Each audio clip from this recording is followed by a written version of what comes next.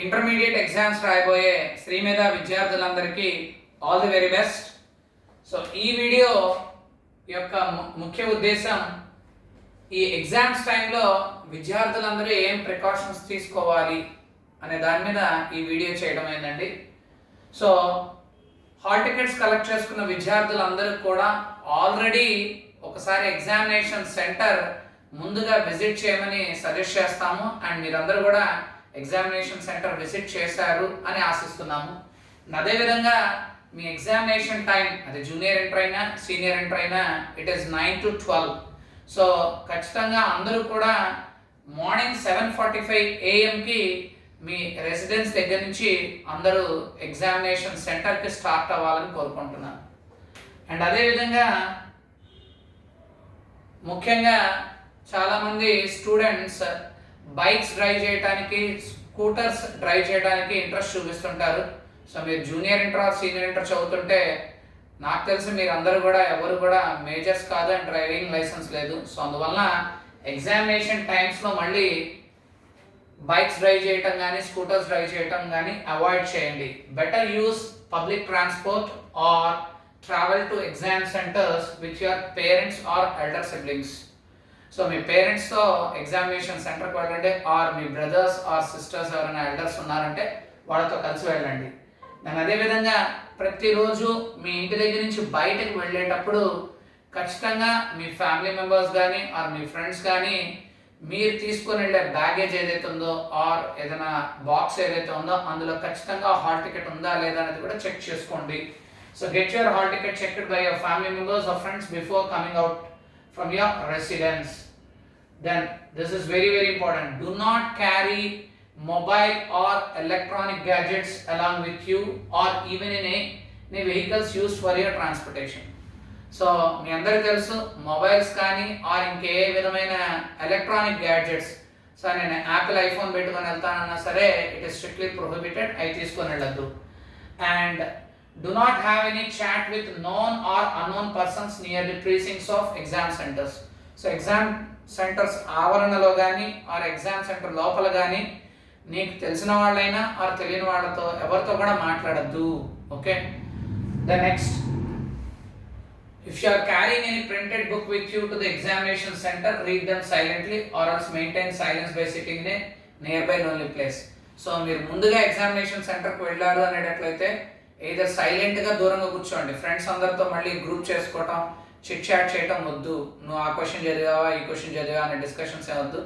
మీరు చదువుకుని ఏదైనా ఉంటే మెమరైజ్ చేసుకోండి, మీరు ఏదైనా బుక్ తీసుకొని వెళ్ళారంటే ఆ బుక్లో ఉన్న కంటెంట్ సైలెంట్గా చదువుకోండి.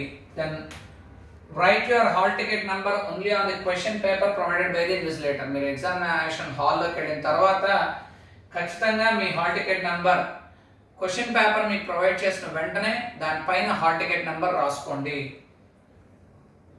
The next, do not write any other calculations on the question paper other than your hall ticket number. మీ క్వశ్చన్ పేపర్ ఇచ్చిన దాని మీద ఎటువంటి అదర్ మార్కింగ్స్ కానీ క్యాల్కులేషన్స్ కానీ చేయకూడదు. మీ హాల్ టికెట్ నెంబర్ ఒకటి మాత్రమే రాసి ఉండాలి. Then read the instructions given on the examination booklet and write your hall ticket number carefully. So మీరు ఆన్సర్స్ రాయటానికి మీకు ఒక బుక్లెట్ ఇస్తారు, ఆ బుక్లెట్ మీద గైడ్ లైన్స్ అన్నీ ఉంటాయి. ఆ గైడ్ లైన్స్ అన్ని జాగ్రత్తగా చదువుకోండి. అండ్ అదేవిధంగా మీరు మీ యొక్క హాల్ టికెట్ నెంబర్ని ఎగ్జాక్ట్గా కరెక్ట్గా దాని మీద రాశారా లేదా అనేది ఒకసారి చెక్ చేసుకోండి. దాని అదేవిధంగా మీకు బుక్లెట్ ఒకటి మాత్రమే ఇస్తారు, ఇంకా ఎటువంటి అడిషనల్ షీట్స్ ఇవ్వరు. సో మీరు ఏ ఆన్సర్స్ రాసినా సరే ఆ బుక్లెట్లో ఫిట్ అయ్యేటట్టుగా మాత్రమే మీ అప్రోప్రియేట్ అరేంజ్మెంట్స్ చేసుకోవాలి.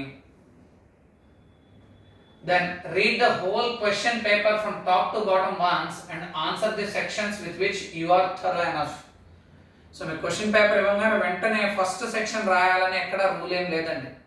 సో మీరు ఫస్ట్ 2 or 3 minutes మొత్తం క్వశ్చన్ పేపర్ని టాప్ టు బాటమ్ చదవండి. చదివిన తర్వాత మీకు ఏదైతే సెక్షన్లో బాగా ఈజియెస్ట్గా ఉన్నాయో ఆ ఈజియెస్ట్గా మీకు బాగా ఆన్సర్ చేయగలిగిన ముందు ఆ ఆన్సర్స్తోనే మీ ఆన్సర్ షీట్లో రాయటం బిగిన్ చేయండి. Say for example section A, section B, section C ఉంది. మీకు సెక్షన్ సితో చాలా కంఫర్టబుల్గా ఉందంటే you can start with section C. There is nothing wrong. Then write the question numbers carefully on the left margin as well as on the centre of the page. So ఇప్పుడు మీరు section C select చేసుకున్నారు, అందులో for example మీరు ఫస్ట్ది రాస్తున్నారు అని అడిగితే first question రాస్తున్నారు అంటే లెఫ్ట్ మార్జిన్లో రాయండి, ఆర్ అదే లైన్లో మళ్ళీ ఇంకొకసారి క్వశ్చన్ నెంబర్ రెండోసారి కూడా రాయండి. చాలామంది వాల్యుయేషన్ చేసిన ఫ్యాకల్టీస్ సార్ ఆన్సర్ రాశారు కానీ క్వశ్చన్ నెంబర్ ఇవ్వలేదు, అందుకని మేము వాళ్ళకి మార్క్స్ అవార్డ్ చేయలేకపోయామండి, ఏ క్వశ్చన్ నెంబర్కి ఆన్సర్ రాశారు అనేది జస్టిఫికేషన్ చేయలేక మేము ఆన్సర్స్కి మార్క్స్ ఇవ్వలేదు అని చాలామంది మన కాలేజ్ లెక్చరర్స్ ఎవరైతే వాల్యుయేషన్కి వెళ్ళారో వాళ్ళందరూ కూడా చెప్పడం జరిగింది. సో అందువలన ముందుగా క్వశ్చన్ నెంబర్ని రాయండి. Then write the answers in accordance with the instructions that is taken into consideration, not exceeding number of lines for theory answers and available time also. So this is very very important. So మనకు 10 marks questions ఏమైనా ఉన్నాయంటే కొంతమంది students పేజీలు రాస్తూనే ఉంటారండి. So మనకు already instructions ఇవ్వడం జరిగింది, not exceeding so many lines అని. సో మీరు ఎక్కువ రాసినంత మాత్రాన ఎక్కువ మార్కులు ఏమి రావండి. సో ఉన్న టైం అవైలబిలిటీని బట్టి మీరు జుడిషియస్గా దాన్ని యూజ్ చేస్తూ లాంగ్ ఆన్సర్ క్వశ్చన్స్ని ఆన్సర్ చేయండి. So time is very very important. Then overall మీకున్న 3 అవర్స్లో ఫస్ట్ 3 to 5 minutes వరకు మొత్తం క్వశ్చన్ పేపర్ చదవమన్నా, అండ్ అదేవిధంగా ఎండింగ్లో కూడా ఒక 10 minutes మళ్ళీ మొత్తం మీ ఆన్సర్ షీట్స్ని చెక్ చేసుకోవడానికి కూడా టైం అనేది అవైలబిలిటీ ఉందా లేదా అనేది కూడా చూసుకోండి. So keep 10 minutes time at the end to verify your answers and check that all the sections have been completely answered and no question is left unanswered. So చివరి 10 నిమిషాల్లో మీరు ఆల్రెడీ రాసిన ఆన్సర్ షీట్ మొత్తంలో అన్ని ప్రశ్నలకి మనం answers రాసామా లేదా అనేది ప్రతి సెక్షన్ చెక్ చేసుకుంటూ ఉండండి. చాలామంది హడావిడిలో అన్ని క్వశ్చన్స్కి ఆన్సర్స్ రాసేసా అనుకుని బయటకు వస్తారు. బయటకు వచ్చిన తర్వాత ఈ ప్రీ చెకింగ్ చేసుకున్న వాళ్ళందరూ తర్వాత అదే పలానా 4th క్వశ్చన్ నేను రాశాను అనుకున్నా కానీ రాయలేదని బాధపడుతుంటారు. సో ఖచ్చితంగా లాస్ట్ 10 minutes మీరు రాసిన ఆన్సర్స్ అన్ని చెక్ చేసుకోవడానికి ఆ టైం యూటిలైజ్ చేయండి. Then be in the examination hall till the last 180th minute and come out of the examination after handovering your answer sheet. So చివర 180వ నిమిషం కూడా మీరు రాసి మొత్తం టైం కంప్లీట్ అయిన తర్వాత మీ ఆన్సర్ షీట్ ఇచ్చి బయటకు రండి. చాలామంది ముందే అయిపోయింది సార్, చాలా ఈజీగా ఉంది సార్ పేపరు అని హాఫ్ అన్ అవర్ ముందే బయటకు వస్తుంటారు. రావటం వల్ల ఉపయోగం ఏమీ లేదండి. సో మీకు స్టాండర్డ్గా 3 hours టైం ఇచ్చారా, 3 hoursలో లాస్ట్ 180th minute దాకా ఎగ్జామ్ హాల్ అని ఉంది, తర్వాత బయటకు రండి. ముందైపోతే 1-2 సార్లు చెక్ చేసుకోండి.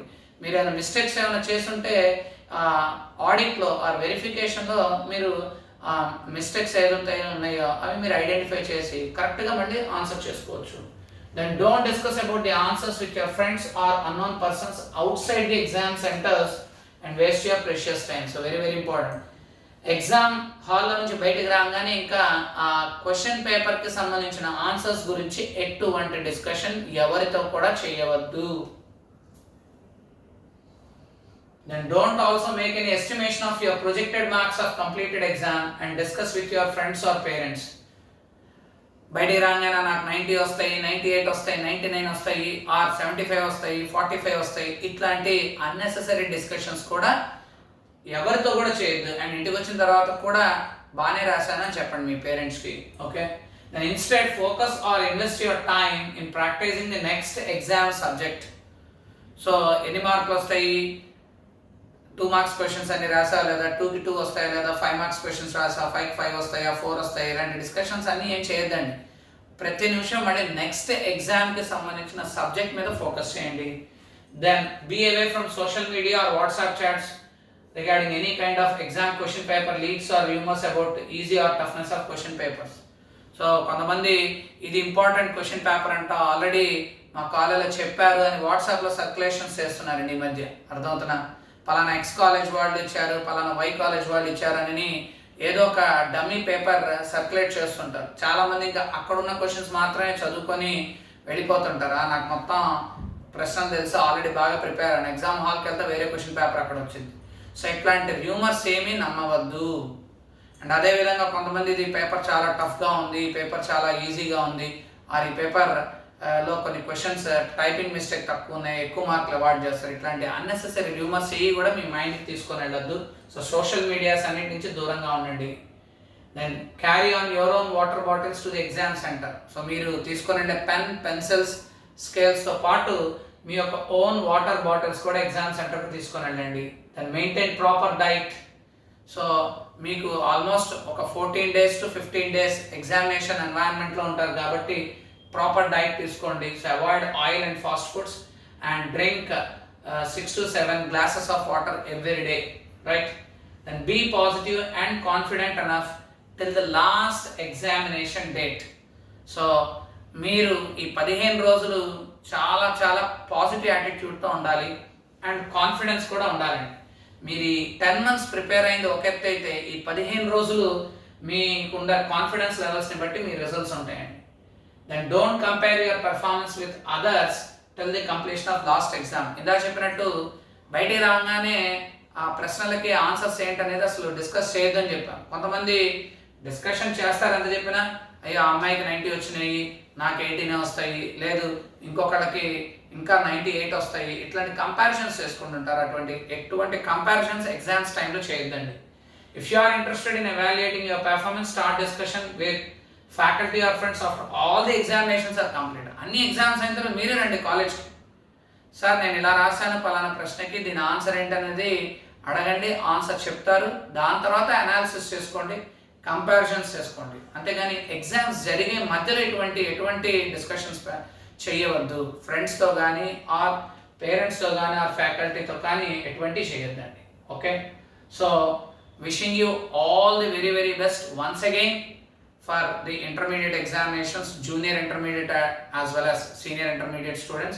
And అదే విధంగా మీకు ఏదైనా ఎగ్జామ్ సెంటర్ దగ్గర ప్రాబ్లం వచ్చినా ఆర్ ఏదైనా సబ్జెక్ట్కి సంబంధించి కానీ ఇష్యూస్ ఉన్నా ఆర్ ఏదైనా ప్రాబ్లమ్స్ ఉంటే Srimedha teaching or non teaching స్టాఫ్తో మీరు కనుక కన్సల్ట్ అవ్వాలి అనేటట్లయితే కనుక ఇమీడియట్లీ కాల్ 9299560006 ఆర్ 9248746006. ఈ 2 నెంబర్స్ కాల్ చేయండి. Okay, so I hope you will get flying color marks, okay, when the results are declared. So hope all the very best once again. Thank you very much.